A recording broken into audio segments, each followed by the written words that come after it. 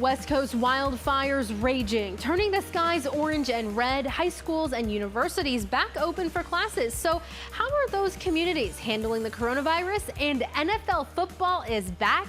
We'll take a look at tonight's primetime game as fans are expected to attend. Exciting to see that there. 12 at 12 starts right now. 12 minutes, no commercials, and now we are live statewide. So a big shout out to all of our viewers in Tucson. We're on TV and on the go on the 12 News app, Facebook, and YouTube. Hey guys, I'm Jen Wall in for Tram My today, and the story everyone is talking about everywhere across the nation.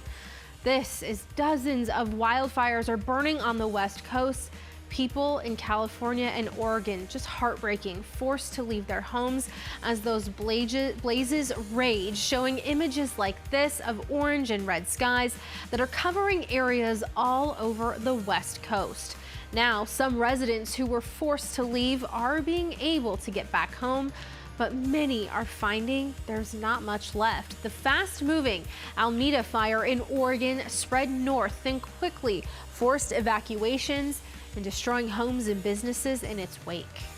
When we realized that we needed to evacuate, we didn't have time to get all the stuff from our apartment. We got all the animals out, but that was really it. It didn't take a lot to recover from, and I just hope everybody got out safe. The damage left by the fast-moving fire varies greatly from street to street, as you can see in the photos right there. But even coming home to rubble, residents agreed you can replace things but not people. Some buildings intact, others unrecognizable. And with so many roads closed off, a lot of people simply don't know if their home survived. And while the town heals physically and emotionally, local residents are taking the first step towards some sort of healing after suffering the imaginable. Well, hashtag most clicked. Here are the stories piquing everyone's interest right now. After a thorough investigation, the FBI has found that there was no evidence of criminal activity in the bridge fire and collapse at Tempe Town Lake. Now, in July, you may remember a train derailed, then caught fire. You could see smoke all over the valley, destroying the Tempe Town Lake Bridge. The NTSB says the Union Pacific freight train derailed 12 cars while crossing the bridge. Miraculously, no one was hurt in the crash and fire. The damage is estimated to cost between $8 and $10 million. Developing right now, the Department of Homeland Security is expected to move a group of migrant children to licensed facilities next week. This after a judge blocked the U.S. government from detaining the kids in hotels around the country, including some right here in Arizona. The judge's order also requires the government to provide more access to the attorneys who are representing the unaccompanied minors. Right now, we know that more than 600 children are being detained in hotels in Arizona, Texas, and Louisiana. And happening today, Lori Vallow Daybell is expected to be back in court. Now, Vallow faces several charges in Idaho, stemming from 3 misdemeanor charges related to the deaths of her 2 children, JJ and Tylee. The family once lived in the valley before the children disappeared. It's unclear if she plans to plead guilty to the charges. We will continue to follow this and bring you more as we get more information. And in other news today, Black Friday is just one of many traditions that are going to look a little different this year. But check this out. Home Depot says it's axing Black Friday altogether. The home store has been able to stay open throughout the pandemic closures, but now, instead of doorbusters, the home improvement warehouse will offer deals over a 2-month period. The sales starting in early November. And new today, the University of Arizona just postponed all graduation and homecoming celebrations for the rest of the year. In a letter to students, the school says it is heartbroken to cancel the ceremonies, but believes it's the right call to keep everyone safe. The university says online graduation ceremony information will be available on its website. And in an effort to keep students safe, Arizona just opened a second COVID-19 isolation dorm. Now, this comes after the latest numbers show 8.8% of students tested positive in the past 24 hours. Students with the virus who live in residence halls are taken to an isolation dorm where they stay for 10 days. Space in isolation dorms is very limited for students living off campus. Currently, 91 students are in isolation dorms, 90 lived in dorms, and 1 lived off campus. There are a total of 4 isolation dorms available. And as for Arizona State, well, they're also struggling to keep the virus under control. Team 12's Trisha Hendricks joins us now with those details. I'm Trisha Hendricks in Tempe. ASU is now reporting the number of cumulative COVID-19 cases, not just the current cases. This after a lot of people called on the university to be more transparent as the number of coronavirus cases continues to rise on the 4 ASU campuses.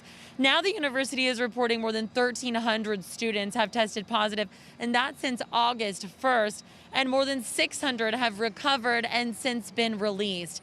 Now, ASU President Michael Crow says they're using all of the resources they have available, and that includes testing as well as a daily health check mobile app for students and employees on campus, and they're required to use that, testing a total of more than 48,000 tests so far. The school says the tests are random, which will help them see if the virus is spreading further.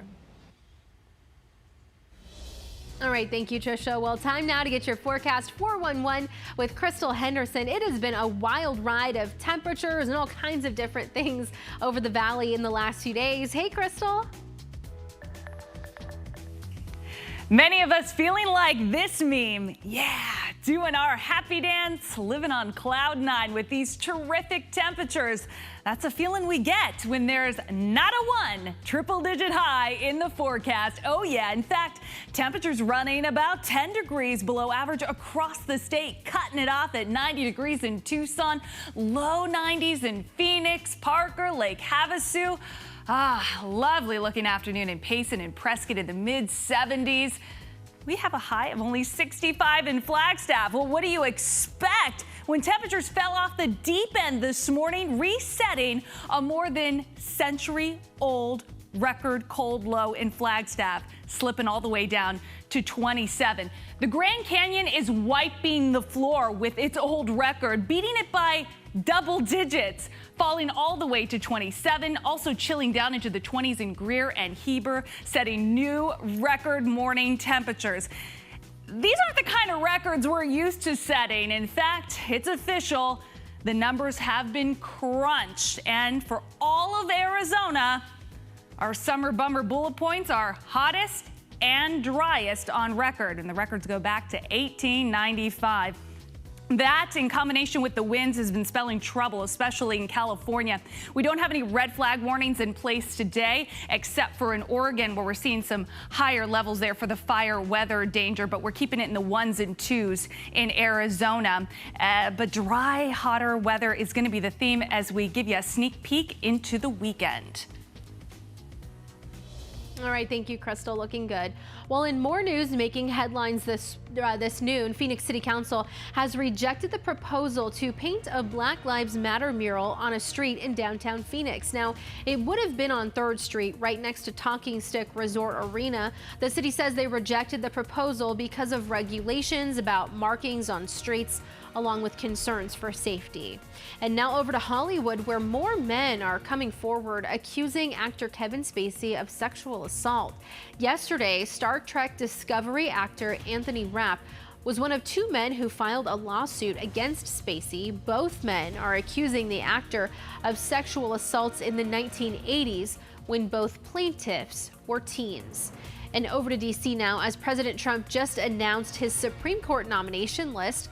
The list includes some well-known political leaders like Texas Senator Ted Cruz, Arkansas Senator Tom Cotton, and Missouri Senator Josh Hawley. This additional list of names comes on top of the 25 nominees from earlier this year. Now, we already know who does not have interest in the job. Senator Hawley thanked the president on Twitter for the nomination, but says he does not have any interest in taking that position.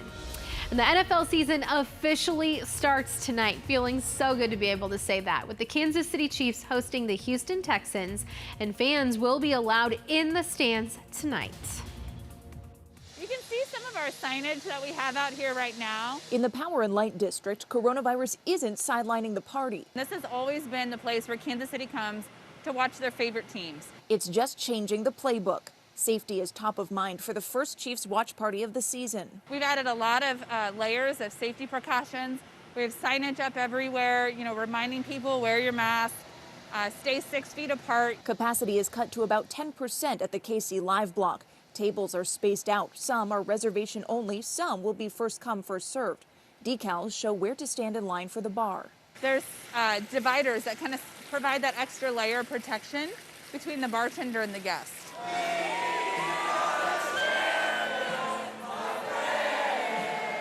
It's a vastly different scene from 7 months ago when fans watched the Chiefs earn the title of Super Bowl champs. With COVID and everything that's happened, we've had to think outside the box a bit and be creative. But even with social distancing, Power and Light is excited to bring fans together. I think the Chiefs heading into this season is providing a lot of hope and excitement for the city.